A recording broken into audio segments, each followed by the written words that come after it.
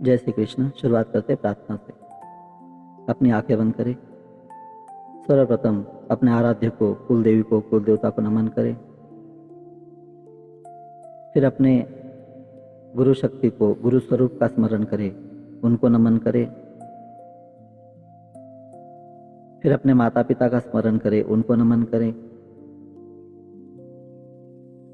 अपने पूर्वजों का, अपने पितरों का स्मरण करें, उनको नमन करें। प्रार्थना। सर्वेत्र सुखिनः सन्तु, सर्वे सन्तु निरामयाः, सर्वे भद्राणि पश्यन्तु, मा कश्चित् दुःखभाग् भवेत्। गुरुर्ब्रह्मा गुरुर्विष्णु गुरुर्देवो महेश्वरः, गुरुः साक्षात् परं ब्रह्म, तस्मै श्रीगुरुवे नमः। वसुदेवसुतं देवं कंसचानूरमर्दनं, देवकी परमानन्दं कृष्णं वन्दे जगद्गुरुम्। ॐ सहनाववतु सहनौ भुनक्तु, सह वीर्यं करवावहै, तेजस्विनावधीतमस्तु मा विद्विषावहै। ॐ शान्तिः शान्तिः शान्तिः। हरि ओम। श्री कृष्णार्पणमस्तु। सर्वमंगलं भवतु, शुभं भवतु। हाथों का घर्षण, चेहरे पे घुमा, आंखों को स्पर्श करे, धीरे से अपनी आंखें खोले और मुस्कुराते हुए धीरे से अपनी आंखें खोले। एक बार मुस्कुरा ले। आप सभी का हार्दिक स्वागत है। तो आज गुरु पूर्णिमा का एक विशेष सत्र है, विशेष सत्संग है, जो हम यहाँ पे संपन्न करने जा रहे हैं। कृष्ण योग परिवार अर्थात अभिमन्यु गर्भ संस्कार से कृष्ण रेखी और सिद्ध योग जीवन के सभी साधकों का और सभी शिष्यों का मैं हार्दिक स्वागत करता हूँ और गुरु पूर्णिमा की आपको हार्दिक शुभकामनाएं देता हूँ। मैं आपको पूछूं कि गुरु कौन है, और यदि अभी चैट बॉक्स में लिखने के लिए कहूँ गुरु कौन है तो बहुत सारे उत्तर आएंगे। कोई लिखेगा मेरे गुरुदेव, कोई लिखेगा मेरे माता पिता, कोई लिखेगा मेरे शिक्षक, कोई लिखेगा भगवान श्री कृष्ण, कोई लिखेगा महर्षि वेदव्यास। ये सभी उत्तर सही है, लेकिन क्या ये पूर्ण उत्तर है? शायद नहीं। क्योंकि यदि गुरु केवल एक व्यक्ति होता तो उसके शरीर के जाने के बाद ज्ञान भी समाप्त हो जाना चाहिए था, लेकिन ऐसा हुआ क्या?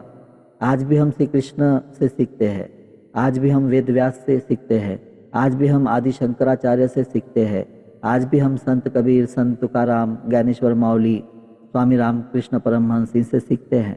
उनका शरीर आज हमारे सामने नहीं है, फिर हमें कौन सिखा रहा है? यही समझने का नाम है गुरु तत्व।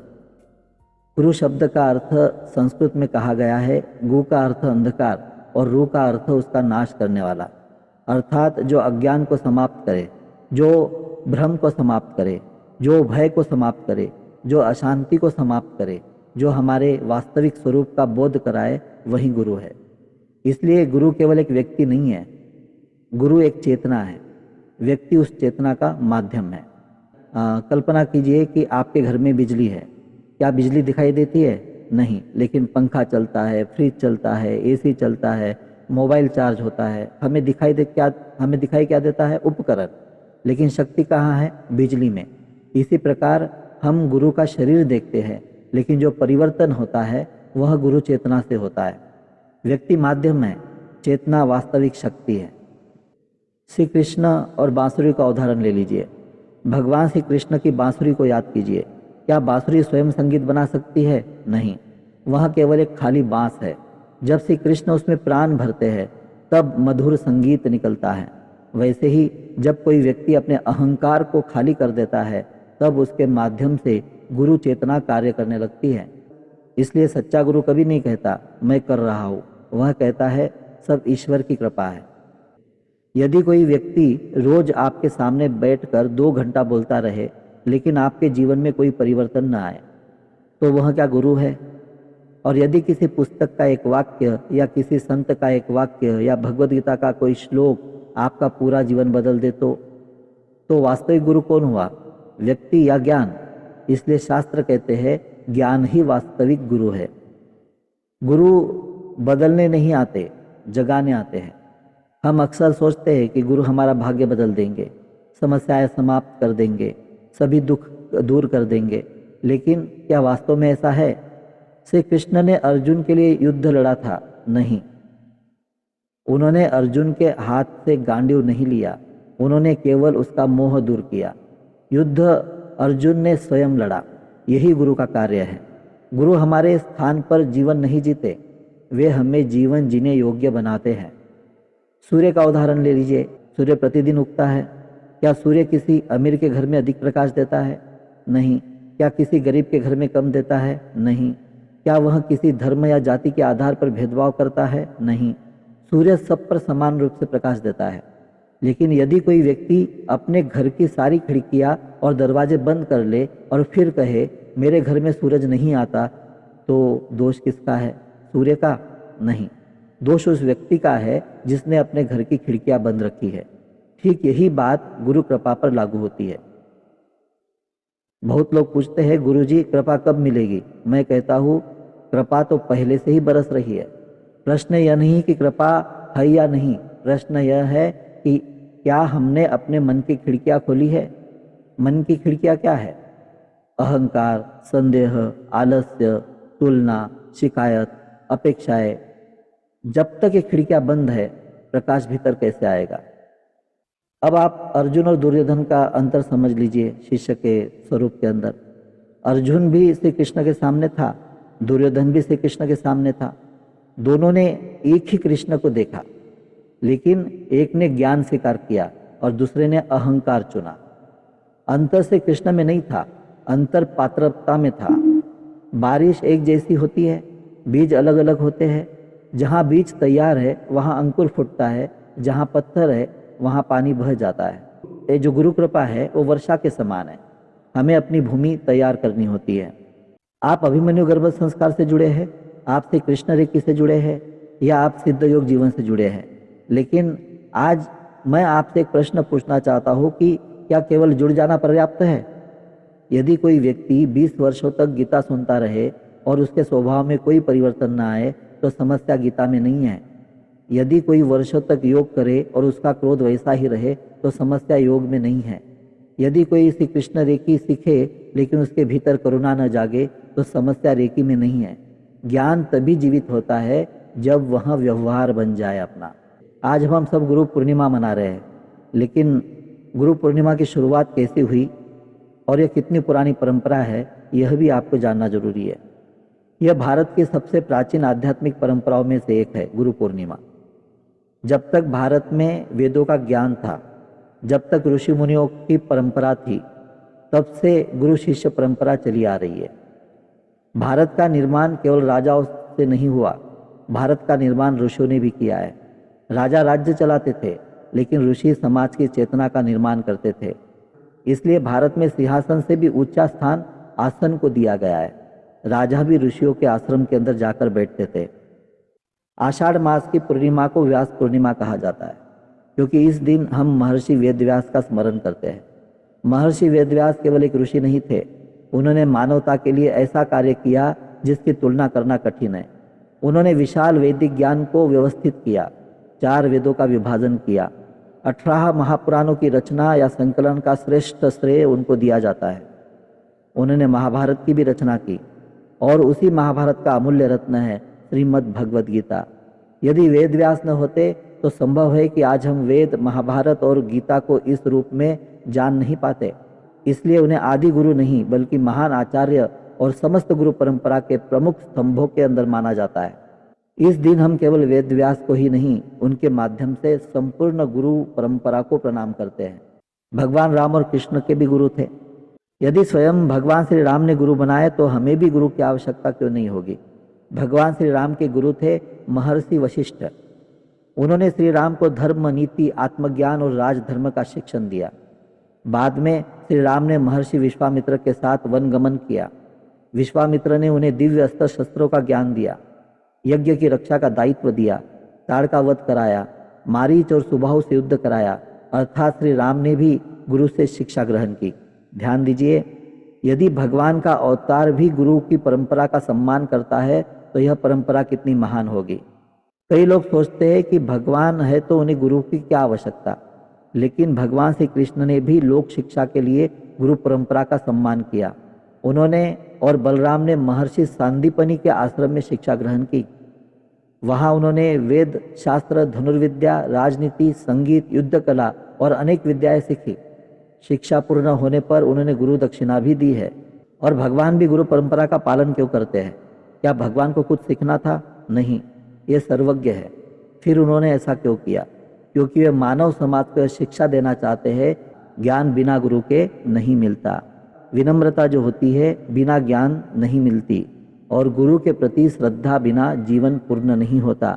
इसलिए श्री राम ने गुरु बनाए, श्री कृष्ण ने भी गुरु बनाए। और गुरु पूर्णिमा के दिन आज हम फूल चढ़ाएंगे, प्रणाम करेंगे, आरती भी कर लेंगे, लेकिन क्या केवल यही गुरु पूर्णिमा है? नहीं। यदि पूरा वर्ष गुरु की बात न माने और एक दिन फूल चढ़ा दे तो वह गुरु पूर्णिमा नहीं है। सच्ची गुरु पूर्णिमा तब होती है जब हम अपने जीवन में एक दोष कम करें, एक सद्गुण बढ़ाए, एक नया संकल्प ले, एक शिक्षा को व्यवहार में उतारे। यही वास्तविक गुरु दक्षिणा है। व्यासाय विष्णु रूपाय व्यास रूपाय विष्णवे नमो वे ब्रह्मनिधये वासिष्ठाय नमो नमः। भगवान श्री विष्णु के स्वरूप महर्षि वेदव्यास को मेरा प्रणाम है। मैं उन भगवान विष्णु को भी प्रणाम करता हूँ जो व्यास के रूप में प्रकट हुए। मैं ब्रह्म विद्या के अक्षय भंडार वशिष्ठ ऋषि की महान परंपरा के गौरव महर्षि वेदव्यास को बार बार प्रणाम करता हूँ। ये इस श्लोक का अर्थ है जो इस गुरु पूर्णिमा के महत्व को सिद्ध करता है। और भारत की सबसे बड़ी विशेषता क्या है? भारत ने केवल महान राजा नहीं दिए, भारत ने महान गुरु दिए। इस भूमि ने महर्षि वशिष्ठ दिए, विश्वामित्र दिए, वेदव्यास दिए, याज्ञवल्क्य जैसे ऋषि दिए, भगवान श्री कृष्ण जैसे जगतगुरु दिए, आदि शंकराचार्य दिए, संत ज्ञानेश्वर महाराज, संत तुकाराम महाराज, संत एकनाथ महाराज, संत नामदेव महाराज, समर्थ रामदास स्वामी, श्री स्वामी समर्थ महाराज, श्री गजानन महाराज जैसे संत दिए। इसी भारत भूमि ने गुरु नानक देव जी दिए, जिन्होंने मानवता, सेवा, नाम स्मरण और समानता का संदेश दिया। इसी भूमि ने गौतम बुद्ध को जन्म दिया, जिन्होंने करुणा, प्रज्ञा और मध्यम मार्ग का प्रकाश पूरी दुनिया में फैलाया। इसी भूमि ने भगवान महावीर को जन्म दिया, जिन्होंने अहिंसा, अपरिग्रह और आत्मसंयम का ऐसा आदर्श स्थापित किया जो आज भी करोड़ों लोगों के जीवन का आधार है। मार्ग अलग अलग हो सकते हैं, परंपराएं अलग अलग हो सकती है, उपासना पद्धतियां अलग अलग हो सकती है, लेकिन इन सभी महापुरुषों का उद्देश्य एक था, मनुष्य को अज्ञान से ज्ञान की ओर ले जाना, भय से निर्भयता की ओर ले जाना, स्वार्थ से करुणा की ओर ले जाना और अंततः सत्य की ओर ले जाना। यही भारत की गुरु परंपरा की महानता है। इसलिए गुरु पूर्णिमा किसी एक संप्रदाय का उत्सव नहीं है, यह उस सनातन गुरु तत्व का उत्सव है जिसने इस भूमि पर विभिन्न युगों में विभिन्न परंपराओं के माध्यम से मानवता का मार्गदर्शन किया है। हम सभी महापुरुषों के प्रति श्रद्धा व्यक्त करते हैं और उनके मार्ग का सम्मान करते हैं और उनके जीवन से प्रेरणा लेकर अपने जीवन को श्रेष्ठ बनाने का संकल्प लेते हैं। आज इस गुरु पूर्णिमा के दिन ये संकल्प सिद्ध होना चाहिए। भावनात्मक रूप से लोग कहते हैं कि माँ पहली गुरु है, पिता गुरु है, कोई तो ये भी कह देता है कि मेरे मित्र गुरु है, जीवन ही गुरु है। इन वाक्यों का आशय यह होता है कि उनसे हमें कुछ सीखने को मिला है, लेकिन शास्त्रीय दृष्टि से गुरु शब्द का एक विशिष्ट अर्थ और स्थान है। हर शिक्षक, हर प्रेरक और हर सीख देने वाला व्यक्ति गुरु नहीं कहलाता। गुरु पूर्णिमा के दिन मैं आपको ये कहूँगा, गुरु शब्द का सम्मान बनाए रखें। आजकल एक प्रवृत्ति बढ़ गई है, कोई कहता है मेरी पत्नी ही मेरी गुरु है, कोई कहता है मेरा मित्र ही मेरा गुरु है, कोई कहता है मेरा बच्चा ही मेरा गुरु है, और कोई कहता है कि हर व्यक्ति गुरु है। इन वाक्यों का भाव मैं समझता हूँ। यदि किसी से हमें कोई सीख मिली तो उसके प्रति ऐसे कृतज्ञ होना चाहिए, लेकिन हमें शब्दों की मर्यादा भी समझनी चाहिए। यदि किसी डॉक्टर ने मुझे एक सलाह दी तो वह क्या मेरा गुरु हो गया? यदि किसी मित्र ने एक गलती से मुझे सीख दी तो क्या वह मेरा गुरु हो गया? यदि किसी बच्चे की मासूमियत ने मुझे प्रेरित किया तो क्या वह गुरु हो गया? सीख देने वाला हर व्यक्ति आदरणीय हो सकता है, लेकिन हर आदरणीय व्यक्ति गुरु नहीं होता। यहाँ गुरु का अर्थ किसी सामान्य सलाह देने वाले व्यक्ति से नहीं है। गुरु वह है जो स्वयं उस सत्य का अनुभव कर चुका हो, जो शिष्य को अज्ञान से ज्ञान की ओर ले जाने में समर्थ हो। जो केवल सूचना नहीं देता बल्कि चेतना का रूपांतरण करता है। गुरु और शिक्षक के अंदर अंतर है। शिक्षक आपको विषय पढ़ाता है, प्रशिक्षक आपको कौशल सिखाता है, मित्र आपको सलाह देता है, माता पिता आपका पालन पोषण करते हैं, लेकिन गुरु आपके भीतर सोई हुई चेतना को जगाता है। इसलिए भारतीय परंपरा में गुरु का स्थान अद्वितीय है। माँ का स्थान और गुरु का स्थान, इसके अंदर भी अंतर है। यह कहना कि माता का स्थान सर्वोच्च है बिल्कुल उचित है। शास्त्र भी कहते हैं मातृ देवो भव। माता जीवन देती है, संस्कार देती है, प्रेम देती है, यह उसका ऐसे अतुलनीय स्थान है। लेकिन गुरु का कार्य अलग है। गुरु आत्मबोध कराता है, गुरु मोक्ष मार्ग दिखाता है, गुरु अज्ञान का नाश करता है। इसलिए माता और गुरु की तुलना करने की आवश्यकता नहीं है। दोनों के स्थान अलग अलग है, दोनों वंदनीय हैं। एक सुंदर उदाहरण है, विद्यालय में गणित के शिक्षक है, विज्ञान के शिक्षक है, संगीत के शिक्षक है और सभी आदरणीय हैं। लेकिन विश्वविद्यालय का जो कुलपति उनकी भूमिका से अलग होता है। वैसे ही जीवन में अनेक लोग हमें बहुत कुछ सिखाते हैं, उन सब के प्रति कृतज्ञ रहिए। लेकिन गुरु शब्द का प्रयोग उसी के लिए कीजिए जो आपके आध्यात्मिक जीवन का मार्गदर्शक है और जिसने आपके भीतर ज्ञान का प्रकाश प्रज्वलित किया है। क्या गुरु केवल वही है जो हमारे सामने शरीर के रूप में बैठा हो? यदि ऐसा होता तो भगवान श्री कृष्ण आज हमारे गुरु कैसे होते? महर्षि वेदव्यास आज हमारे गुरु कैसे होते? और फिर संत ज्ञानेश्वर महाराज, संत तुकाराम महाराज, संत एकनाथ महाराज, श्री स्वामी समर्थ महाराज, श्री गजानन महाराज, संत नामदेव महाराज, संत कबीरदास, संत रविदास, समर्थ रामदास स्वामी, आदि शंकराचार्य, स्वामी रामकृष्ण परमहंस, इन सभी का हमारे जीवन में क्या स्थान रहेगा? इनमें से कोई भी आज स्थूल शरीर में हमारे सामने उपस्थित नहीं है, फिर भी क्या इनका मार्गदर्शन समाप्त हो गया है? नहीं, क्योंकि गुरु का वास्तविक स्वरूप केवल शरीर नहीं है। गुरु का वास्तविक स्वरूप है ज्ञान, अनुभूति और गुरु तत्व। जब हम संत ज्ञानेश्वर महाराज की ज्ञानेश्वरी पढ़ते हैं, जब हम संत तुकाराम महाराज के अभंग गाते हैं, जब हम संत एकनाथ महाराज की शिक्षाओं पर चलते हैं, जब हम स्वामी समर्थ महाराज के वचनों को सुनकर साहस प्राप्त करते हैं, जब हम श्री गजानन महाराज का स्मरण करके जीवन में श्रद्धा और संयम लाते हैं, तो केवल हम पुस्तक नहीं पढ़ रहे होते, उनको केवल देख नहीं रहे होते, हम उस गुरु परंपरा से जुड़े रहे होते हैं जिसने लाखों लोगों के जीवन को दिशा दी होती है। ये भारत की गुरु परंपरा की विशेषता है। केवल शरीर पर आधारित नहीं है गुरु परंपरा, यह चेतना पर आधारित है। इसका अर्थ यह नहीं कि हमें जीवित गुरु की आवश्यकता नहीं है, और इसका अर्थ यह भी नहीं कि केवल शरीर का होना ही गुरु होने की शर्त है।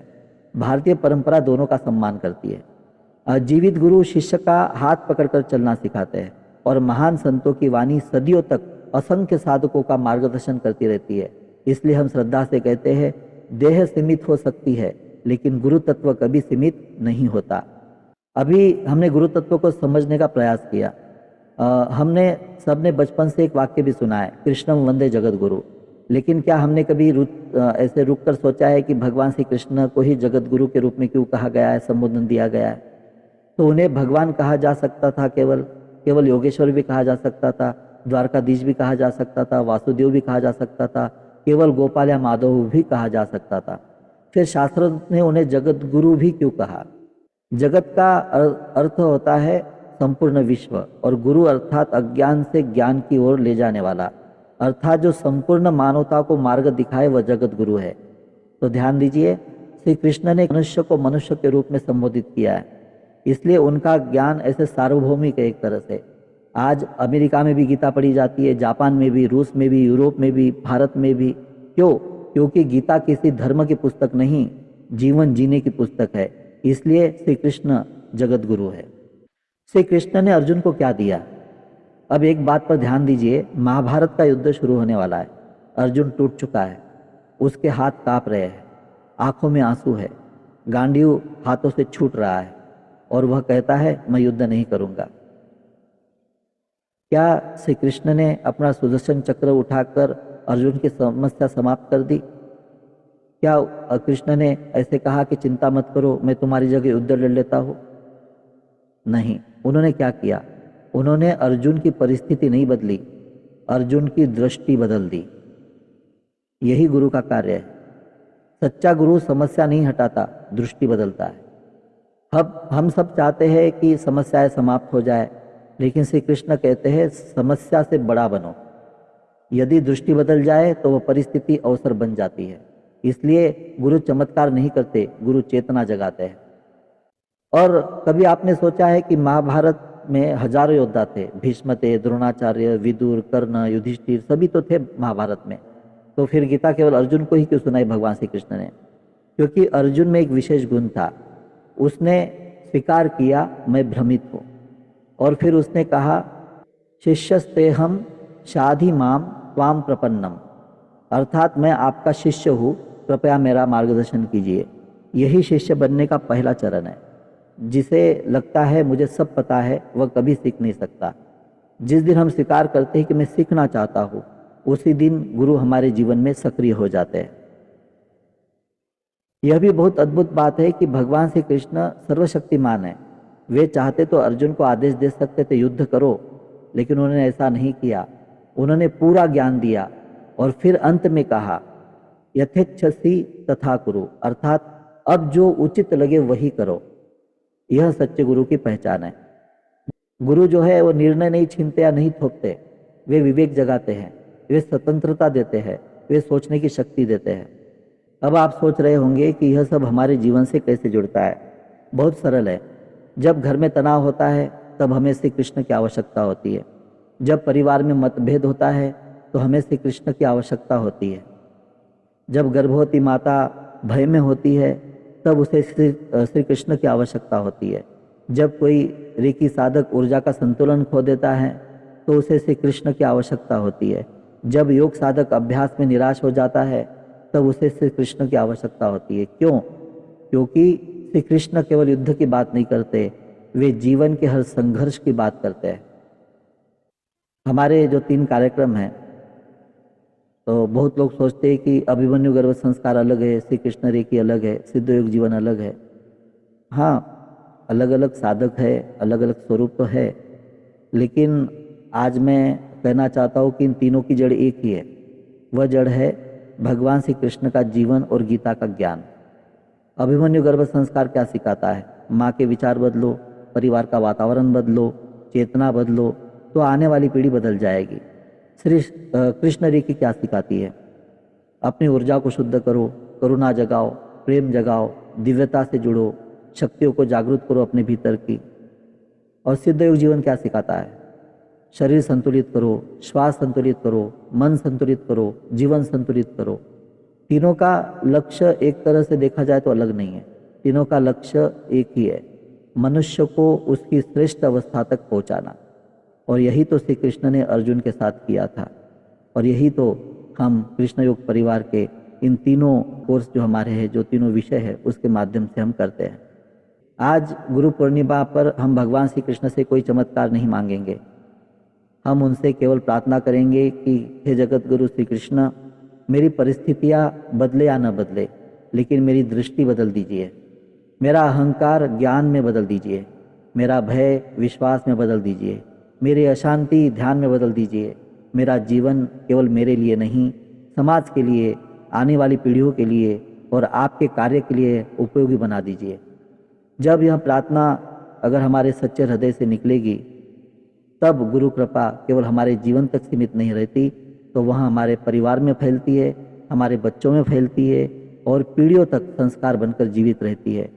इसलिए तो हम सब श्रद्धा से कहते हैं कृष्णम वंदे जगत गुरु। भगवान श्री कृष्ण जीवन को एक पक्ष से नहीं देखते, वे जीवन को संपूर्णता में देखते हैं। इसलिए भगवत गीता में उन्होंने अनेक मार्ग बताए, लेकिन आज हम 4 प्रमुख आयामों को समझेंगे: कर्मयोग, भक्ति योग, ज्ञान योग और ध्यान योग। ये 4 अलग अलग मार्ग नहीं है, ये जीवन के 4 स्तंभ हैं। जिस प्रकार एक भवन 4 मजबूत स्तंभों पर टिकता है, उसी प्रकार एक संतुलित जीवन इन चारों योगों पर खड़ा होता है। पहला योग कर्मयोग। भगवान श्री कृष्ण कहते हैं कर्मण्येवाधिकारस्ते मा फलेषु कदाचन। इस श्लोक को हम सब ने सुना है, लेकिन इसका वास्तविक अर्थ क्या है? श्री कृष्ण यह नहीं कहते कि फल मत चाहो, वे कहते हैं फल की चिंता में अपना वर्तमान कर्म मत बिगाड़ो। आज अधिकांश लोग परिणाम के कारण तनाव में रहते हैं। विद्यार्थी परीक्षा से पहले डरता है, व्यापारी लाभ हानि की चिंता में रहता है, किसान वर्षा की चिंता करता है, माता अपने बच्चे के भविष्य की चिंता करती है, लेकिन कृष्ण कहते हैं चिंता नहीं, कर्तव्य करो। प्रकृति का नियम है, बीज बोओ, सिंचाई करो, धैर्य रखो, फल समय आने पर अवश्य मिलेगा। जीवन भी ऐसा ही है। आज जो हम विचार बोते हैं कल वही संस्कार बनते हैं। आज जो संस्कार बोते हैं कल वही चरित्र बनते हैं, और आज जो चरित्र बनता है वही भविष्य बनता है। इसलिए कर्मयोग केवल काम करना नहीं है, कर्तव्य को ईमानदारी, प्रेम और उत्कृष्टता के साथ निभाना ही कर्मयोग है। दूसरा योग है भक्ति योग। क्या केवल कर्म ही पर्याप्त है? नहीं। यदि कर्म में प्रेम नहीं तो वह बोझ बन जाता है। यदि कर्म में ईश्वर का स्मरण नहीं तो वह अहंकार आने लगता है। इसलिए श्री कृष्ण भक्ति योग सिखाते हैं। भक्ति का अर्थ केवल मंदिर जाना नहीं होता, भक्ति का अर्थ केवल भजन गाना नहीं होता। भक्ति का अर्थ है विश्वास, प्रेम, कृतज्ञता, समर्पण। समर्पण का अर्थ हार मान लेना नहीं है। समर्पण का अर्थ है मैं अपना सर्वोत्तम प्रयास करूंगा लेकिन परिणाम ईश्वर को समर्पित कर दूंगा। यही भक्ति योग है। जब मनुष्य ऐसा करता है तो सफलता में अहंकार नहीं आता और वह सफलता में निराशा नहीं आती, क्योंकि उसे विश्वास होता है ईश्वर जो कर रहे हैं उसमें भी मेरा कल्याण छिपा है। तीसरा योग है ज्ञान योग। अब श्री कृष्ण हमें सबसे बड़ा प्रश्न पूछते हैं कि तुम वास्तव में कौन हो? क्या केवल हम शरीर है? यदि शरीर ही सब कुछ है तो वृद्धावस्था में हम डर जाएंगे, वृद्धावस्था हमें डरा देंगी, बीमारी हमें तोड़ देंगी, मृत्यु हमें भयभीत कर देंगी। आत्मा न जन्म लेती है न मृत्यु को प्राप्त होती है। शरीर बदलता है लेकिन चेतना शाश्वत है। यही ज्ञान योग है। ज्ञान केवल जानकारी नहीं है, ज्ञान वह है जो हमारी दृष्टि बदल दे।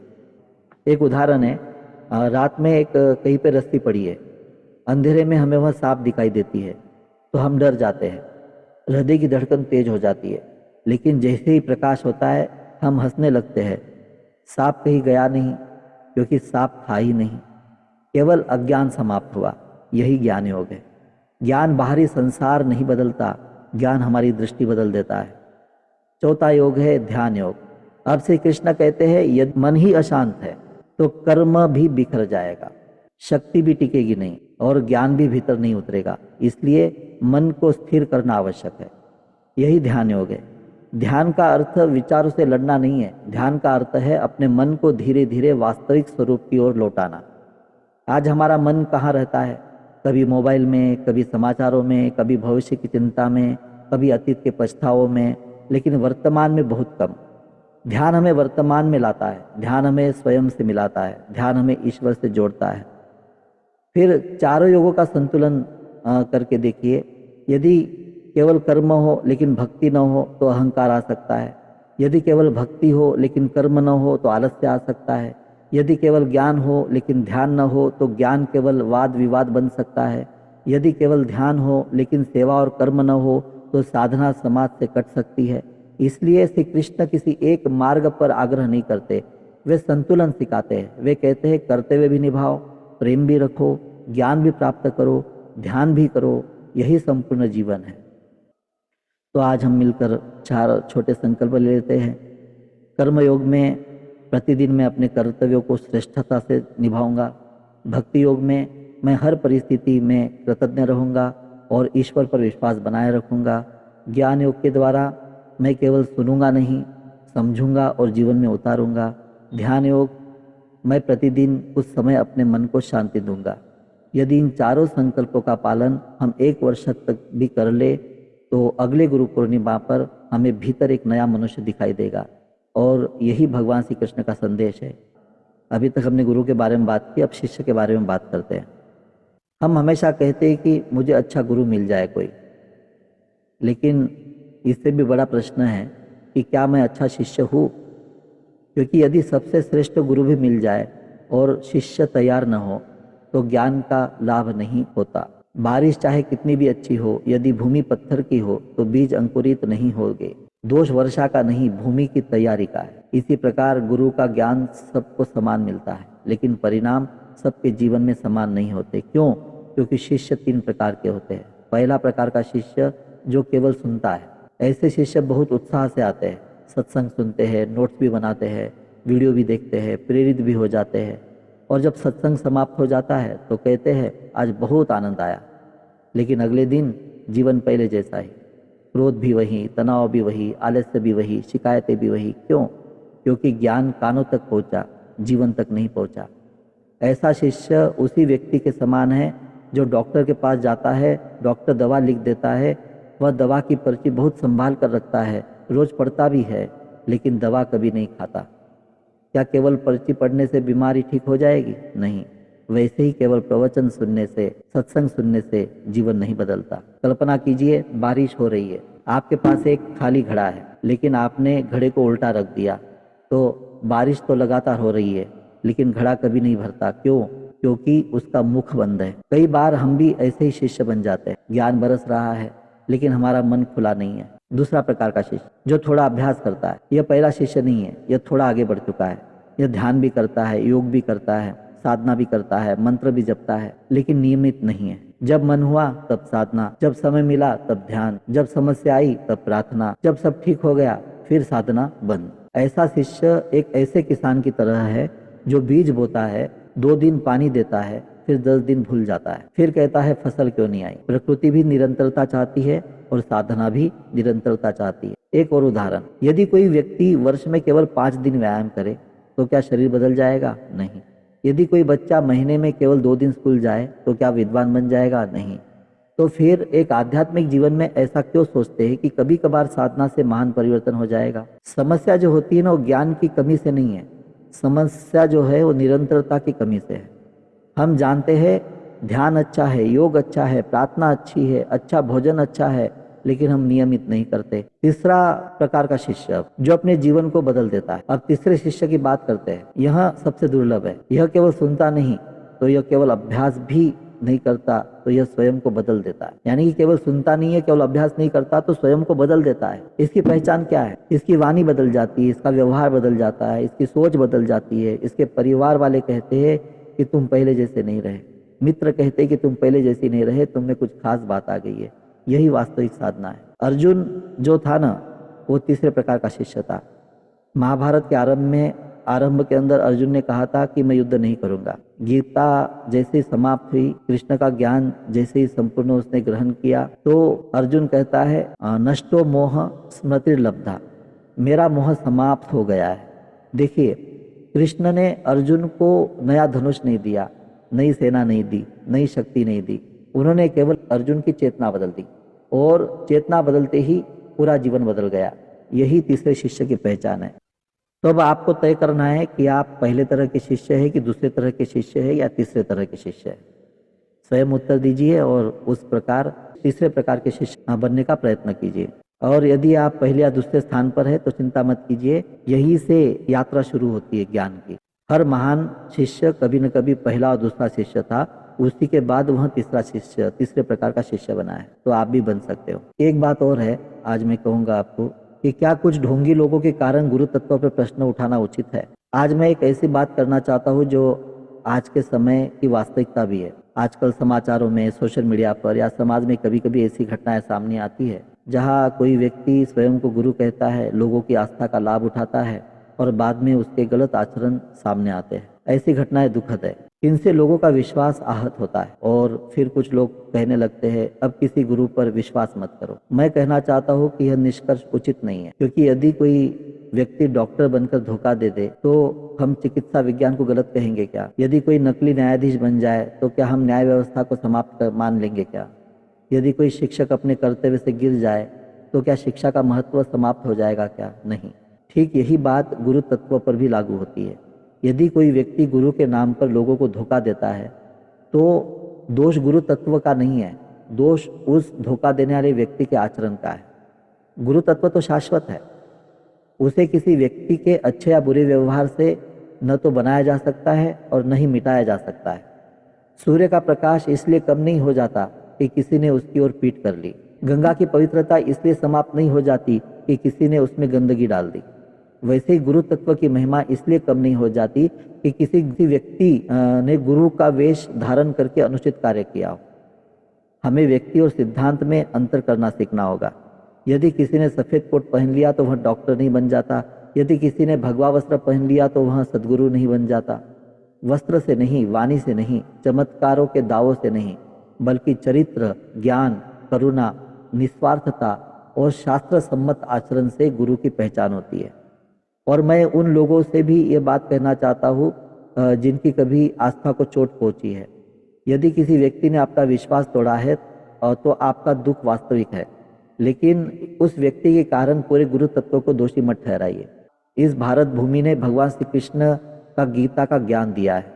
इस भारत भूमि ने संत ज्ञानेश्वर महाराज, संत तुकाराम महाराज, संत एकनाथ महाराज, संत नामदेव महाराज, श्री स्वामी समर्थ महाराज, श्री गजानन महाराज, समर्थ रामदास स्वामी, आदि शंकराचार्य, स्वामी रामकृष्ण परमहंस, स्वामी विवेकानंद जैसे असंख्य महापुरुष दिए हैं। इन महापुरुषों ने लोगों की आस्था का शोषण नहीं किया, उन्होंने लोगों के जीवन में प्रकाश जलाया। उनको भगवान का तक दर्जा देते हैं लोग। यदि आज करोड़ों लोगों के जीवन में शांति है, यदि किसी के जीवन में साधना आई, यदि किसी ने व्यसन छोड़ा, यदि किसी के परिवार में प्रेम बढ़ा, यदि किसी माता ने गर्भकाल में दिव्य संस्कार अपनाए, यदि किसी साधक ने ध्यान के माध्यम से अपने भीतर परिवर्तन अनुभव किया, तो यह व्यक्ति पूजा का परिणाम नहीं है, यह गुरु तत्व की कृपा है, यह ईश्वरीय अनुग्रह है। एक व्यक्ति तो जो होता है वो माध्यम होता है, शक्ति तो परमात्मा की होती है। इसलिए याद रखिए, यदि कोई व्यक्ति गिर जाए तो सिद्धांत नहीं गिरता, यदि कोई ढोंगी बेनकाब हो जाए तो सत्य समाप्त नहीं होता, यदि कोई नकली दीपक बुझ जाए तो सूर्य का अस्तित्व समाप्त नहीं हो जाता। गुरु तत्व किसी एक व्यक्ति में सीमित नहीं है, वह परमात्मा की उस दिव्य व्यवस्था का नाम है जो युगों युगों में योग्य माध्यमों के द्वारा मानवता का मार्गदर्शन करती है। तो आज का अंतिम संदेश देता हूँ मैं कि गुरु दक्षिणा का वास्तविक अर्थ आपको बताना चाहता हूँ। आज हमने गुरु को समझा, गुरु तत्व को समझा, महर्षि वेद व्यास को प्रणाम किया, भारत की गुरु परंपरा का स्मरण किया, भगवान श्री राम और श्री कृष्ण के जीवन से सीखा, गीता के 4 योगों को समझा और स्वयं से पूछा कि मैं कैसा शिष्य हूँ। अब स्वाभाविक प्रश्न है, गुरु पूर्णिमा पर हम अपने गुरु को क्या अर्पित करें। बहुत लोग फूल लेकर जाते हैं, कोई फल लेकर जाता है, कोई वस्त्र अर्पित करता है, कोई दक्षिणा देता है। ये सब श्रद्धा के सुंदर प्रतीक है, इनका अपना महत्व है, लेकिन एक क्षण रुक कर विचार कीजिए। यदि कोई शिष्य वर्षों तक गुरु के पास आता रहे, प्रत्येक गुरु पूर्णिमा पर भेंट चढ़ाता रहे, लेकिन उसका स्वभाव वैसा ही बना रहे, तो क्या गुरु प्रसन्न होंगे? शायद नहीं, क्योंकि गुरु का उद्देश्य वस्तु एकत्र करना नहीं है, मनुष्य का रूपांतरण करना है। सबसे बड़ी गुरु दक्षिणा यही होगी। आज यदि वास्तव में कुछ अर्पित करना चाहते हैं तो अपने जीवन से कुछ दोष निकाल दीजिए। आज से हम क्रोध कम करने का प्रयास करेंगे या नहीं करेंगे? आज से हम असत्य नहीं बोलेंगे, आज से हम शिकायत कम और कृतज्ञता अधिक रखेंगे, आज से हम प्रतिदिन कुछ समय साधना अवश्य करेंगे, आज से हम अपने परिवार के साथ अधिक प्रेम और धैर्य से व्यवहार करेंगे। विश्वास रखिए, ऐसी गुरु दक्षिणा किसी भी भौतिक भेंट से अधिक मूल्यवान है। फिर भी आपने जो भी राशि आज हमें भेजी है, हम उसके प्रति आपका धन्यवाद देते हैं और उसका स्वीकार करते हैं, और उसका उपयोग, जो भी आपने राशि दी है, उसका उपयोग हम अभिमन्यु गर्भ संस्कार श्री कृष्ण री की सिद्ध योग जीवन इस कार्य को और अधिक बढ़ाने के लिए हम उसका उपयोग करेंगे। तो मेरे सभी प्रिय साधकों, मैं आपको यही कहूँगा कि जीवन में अनेक लोग मिलेंगे, कुछ हमें धन कमाना सिखाएंगे, कुछ प्रतिष्ठा प्राप्त करना सिखाएंगे, कुछ सफलता का मार्ग बताएंगे, लेकिन जो हमें स्वयं से मिलवा दे वही गुरु है। जो हमारे भीतर छिपे प्रकाश को प्रकट कर दे वही गुरु है। जो हमें भय से विश्वास की ओर, अज्ञान से ज्ञान की ओर, अशांति से शांति की ओर, अहंकार से समर्पण की ओर ले जाए वही गुरु है। आज ऐसे समस्त गुरु तत्व को हमारा कोटि कोटि प्रणाम है। तो आराम से बैठ जाइए, कुछ पल आंखें बंद कीजिए, दोनों हथेलियां ज्ञान मुद्रा या ध्यान मुद्रा में रखिए। एक गहरी श्वास लीजिए, धीरे धीरे छोड़ दीजिए, फिर एक गहरी श्वास ले, धीरे धीरे छोड़ दीजिए। अब अपने हृदय में अपने गुरु का स्मरण कीजिए, भगवान श्री कृष्ण का स्मरण कीजिए, महर्षि वेद व्यास का स्मरण कीजिए, भारत की अखंड गुरु परंपरा का स्मरण कीजिए और मन ही मन मेरे साथ संकल्प दोहराइए। हे परमात्मा, हे गुरुदेव, आज गुरु पूर्णिमा के इस पावन अवसर पर मैं संकल्प करता हूँ कि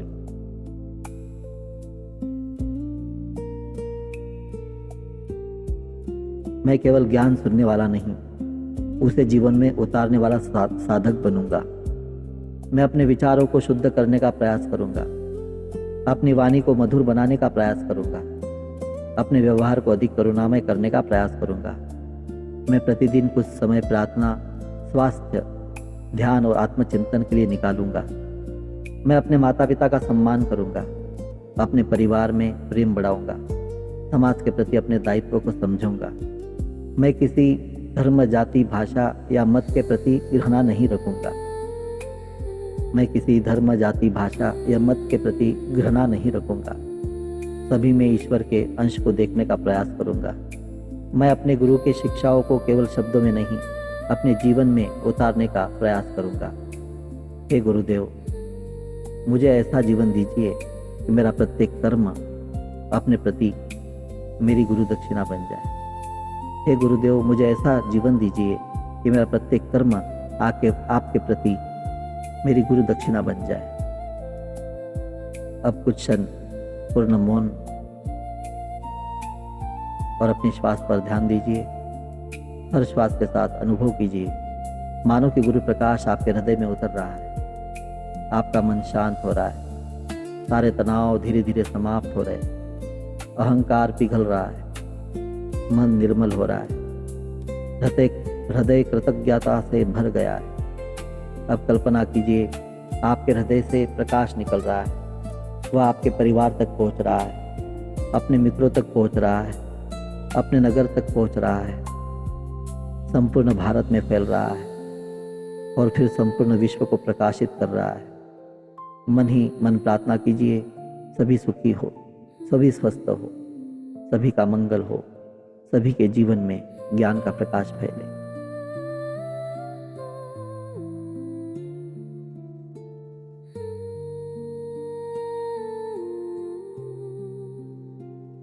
आइए, इस दिव्य अवसर पर हम सब मिलकर अपने गुरु महर्षि वेदव्यास, भगवान श्री कृष्ण और समस्त गुरु परंपरा को हृदय से प्रणाम करें और हाथों का घर्षण करें, चेहरे पे घुमाएं, धीरे धीरे से अपनी आंखें खोलें।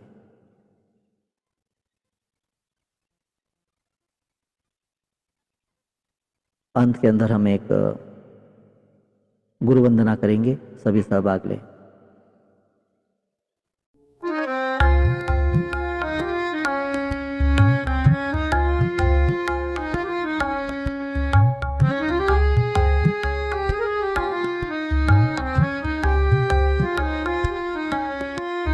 है प्रार्थना गुरुदेव से हमें साधना का बल देना, मन जीत सके जग जीत सके, शक्ति यह अटल देना। हम सबका हो कल्याण सदा, सब जन के हो हितकारी, परमार्थ भावना जगी रहे, हम सब हो शुभ संस्कारी। हम कोमल दृढ़ साहसी हो, संयम से युक्त विनयी हो, संघर्षों में न कभी झुके, हर कार्य में सदा विजयी हो। है प्रार्थना गुरुदेव से हमें साधना का बल देना, मन जीत सके जग जीत सके, शक्ति यह अटल देना।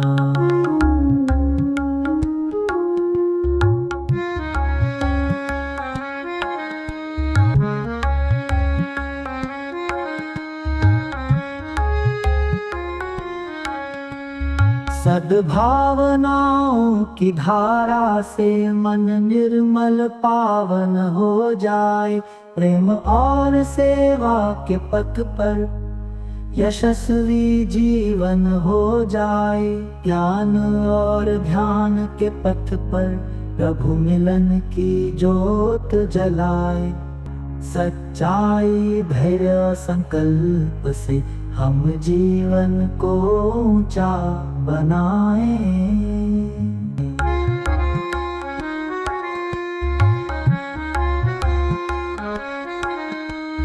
भय और चिंता से मुक्त रहे, हम साहस का संचार करें, आदर्श जीवन को जीते हुए हर संकट को हम पार करें।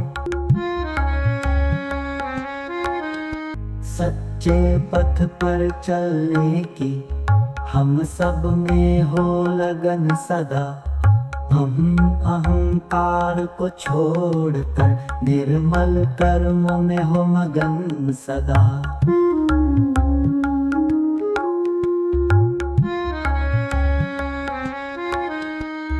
हम सेवा के पथ पर चले और दुखियों का दुख हरे, भय और चिंता से मुक्त रहे, हर कार्य को सफल करें। दया करुणा और ममता से हम सबका दिल भर जाए, सच्चाई धैर्य और संकल्प से धर्म के पथ पर चल पाए। ज्ञान और ध्यान के पथ पर प्रभु मिलने की ज्योत जलाएं, मंदिर गौ सेवा सत्संग से हम जीवन को ऊंचा बनाएं।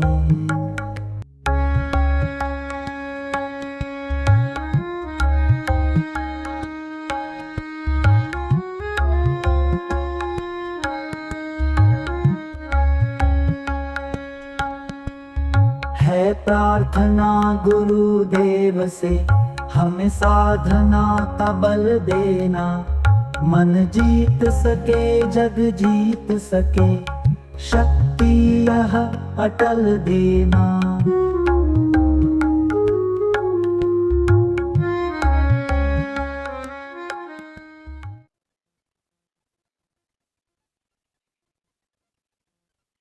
यदि आज के इस सत्संग के बाद आपके जीवन में केवल एक परिवर्तन भी आ जाए, यदि आपका एक दुर्गुण कम हो जाए, यदि आपका एक सद्गुण बढ़ जाए, तो समझिए कि इस गुरु पूर्णिमा का उद्देश्य पूर्ण हो गया। यही सच्ची गुरु दक्षिणा है, यही सच्चा शिष्यत्व है और यही गुरु पूर्णिमा का वास्तविक उत्सव है। आप सभी को पुनश्च गुरु पूर्णिमा की हार्दिक शुभकामनाएं। जय श्री कृष्ण। एक मुस्कुराहट चेहरे पे लाए।